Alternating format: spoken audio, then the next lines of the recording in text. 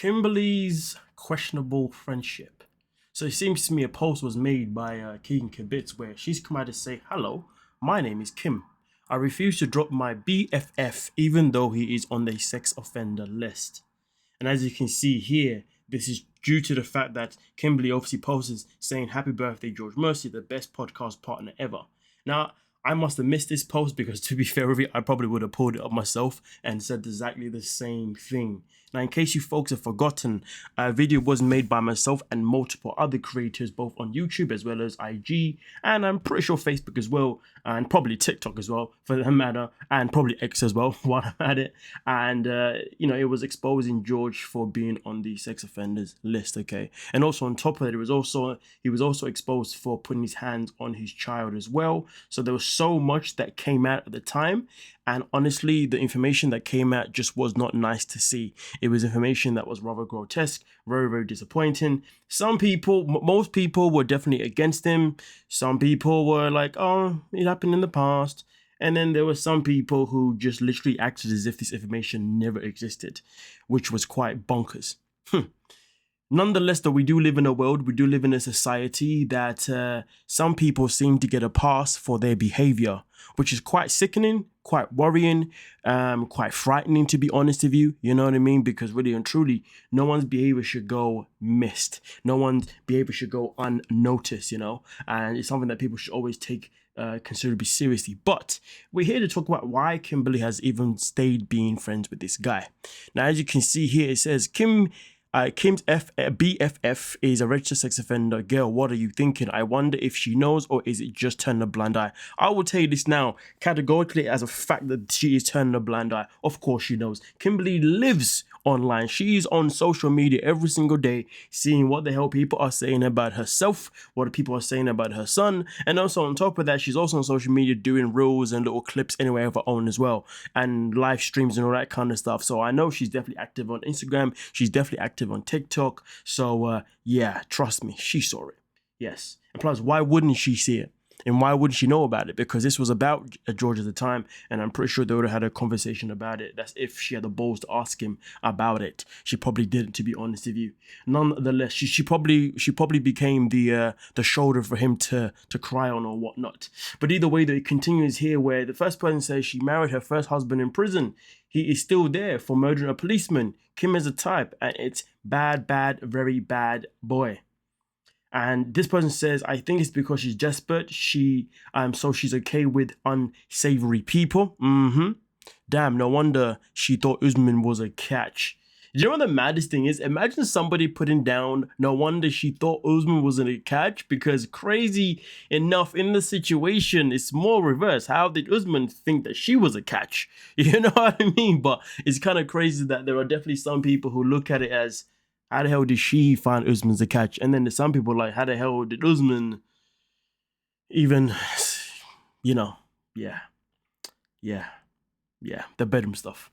The bedroom stuff that she famously begged him to give her in the first ever season that they were in 90 Day Fiancé together, where she was begging this man to sleep in the same bed as her and practically begging to pretty much allow him, begging this man to actually, slide in there. But nonetheless, though, someone else comes in and says she was on a show with a man who claimed to be a music star. She has questionable taste. Again, I'm actually finding this quite hilarious how some people are actually saying that she was on a show with a man who claimed to be a music star. Listen, the way I've always looked at it around, like, this man was on the show with a woman that clearly he did not like. He clearly did not respect. I mean, listen, in case you folks have forgotten, there was even a time where Usman literally told Kimberly that she needs to go and get a tummy tuck and she needs to fix the way she walks. Maybe many of you have forgotten about that one itself in particular, you know what I'm saying? But it is quite interesting to see some people actually looking at it in terms of how the hell did she think Usman was a catch, when meanwhile some of us see it the other round. But then at the same time, a lot of people look at it in this way. People look at it in a situation where they say, well, Usman was simply just there for business. He was there to use it to be able to come to America. And I guess why, people may look at it in whatever way they choose to look at it. Either way, though, it continues here where somebody says it's sad that her massive crush on Josh might be her best taste in men. Damn. People even slamming Josh shit. It's crazy how people actually out here literally giving Kim like this pedestal to say that these men must be lucky that she actually sees something in them. If I was one of these men right now and I'm listening to these comments and I'm hearing people saying that apparently that I was a catch to her, damn, I'll be rethinking my whole life. I ain't gonna lie to you. Nonetheless, though, obviously this person comes in and says, yes, everyone thinks she's so cute on 90 Day Fiance. I don't know who thinks that, but anyway, she has always given me the creeps back from the first time she was on, chasing a Nigerian rapper boyfriend. Her son Jamal is self-important loser too. Ooh, people are already coming in hot, hot, hot, hot, hot, hot. And then also we move on. Oh boy, it is windy outside today. Hold on, give me a second, folks. I hope you folks can't hear the wind outside because, boy, I am not closing my window. It is hot, hot, hot here right now in the UK. Nonetheless, though, as you can see here, this person comes and says, is this the guy? Yes, this is the man himself. This is the man, Lord George Morrison. It's crazy because this is a man that clearly was using his middle name rather than his first name, clearly for purposes that make sense. Either way, as you can see here, minor victim, subject to registration, permanent, and obviously this was 2 years ago, folks. I believe this one here was when he put his hands on his child. The crimes of him actually being a doing anything sexual towards a child, it was years prior, which doesn't make a difference regardless. Either way, though, as you can see, somebody says Kim is a sexual predator herself. I'm not surprised one bit that this sex offender is her best friend. And to be fair, that is a very, very good point, because to be honest with you, the man that she went and married in prison, he was a young freaking dude. I wouldn't be surprised if he was the same age as Buddy Jamal, but he was a young freaking dude. Let's not forget that, folks. You know what I mean? And then also on top of that, like I said before, the season that we saw her and Usman first appear on 90 Day Fiance, she was literally begging this man to sleep in the same bed the whole season. It started off slowly where she was like, are you not going to sleep in the same room as me? You know, I've got the honeymoon suite after all. She bought a freaking honeymoon suite when these two wasn't even in a relationship. She was nothing but a potential.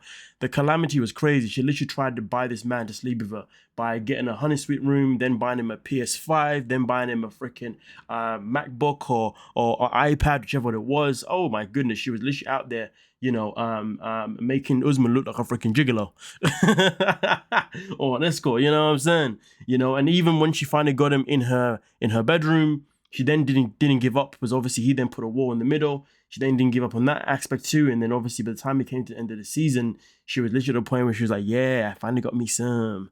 I'm pretty sure that's what happened, yeah.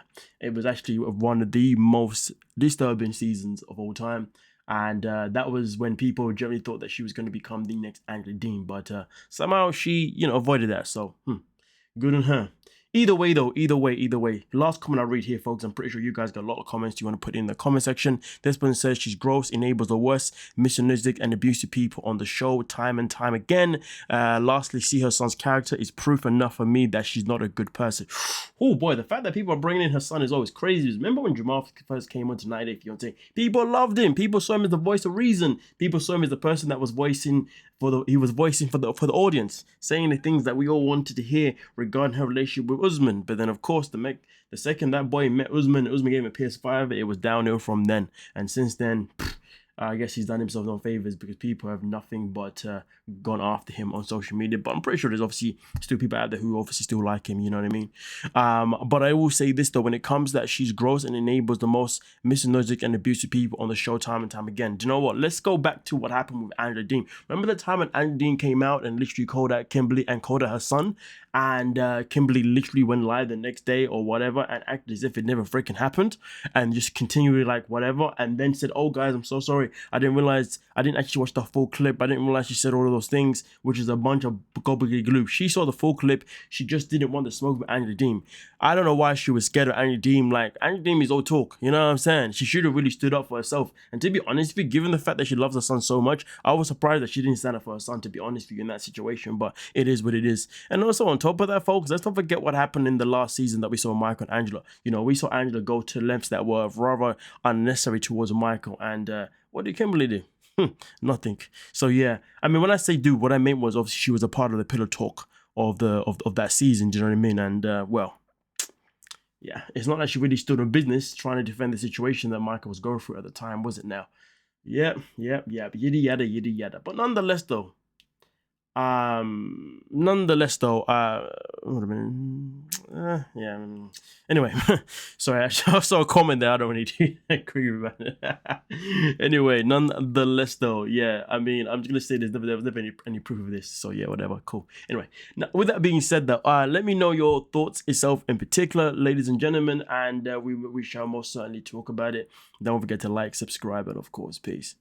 Oh, one last thing, and I always say, to be honest, I am quite glad that obviously Keegan Kibitz actually rebrought this to the surface again to remind people that this man is grotesque and to remind people that this woman is choosing to still be in his friend circle. So shout out to her for actually doing that, to be honest with you, do you know what I mean? Because I always like and appreciate when people remind people of people's behaviors. You know, it's a very important thing to do. Because a lot of the times people just forget things and turn a blind eye and so on and so on and so on. And to be honest with you, I can tell that this post was definitely downvoted by a bunch of probably bots put in, to be honest, to make sure this thread didn't go high. Because I know for a fact, with the amount of comments that are here, this thread was definitely up for quite a bit. But yeah, some people probably, try to suppress it.